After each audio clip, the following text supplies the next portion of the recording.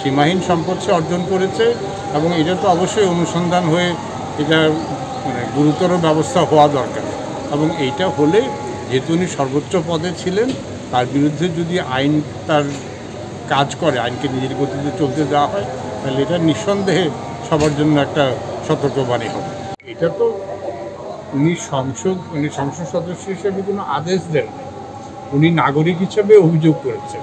হ্যাঁ, এটাও সত্য, মানে আমি আপনি নাগরিক থেকে সংসদ সদস্য নাগরিক হিসেবে এটা অভিযোগ দিলে তার গুরুত্ব বেশি হবে।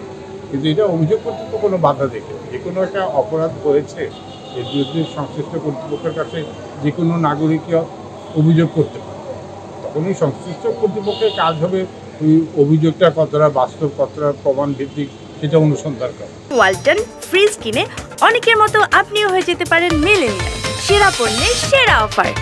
এটাই প্রসেস, মানে অভিযোগ পেলে দুটো প্রাথমিক অনুসন্ধান করে যদি প্রমাণ পায় তখন তারা এনকোয়ারি মানে ইনভেস্টিগেশন করে।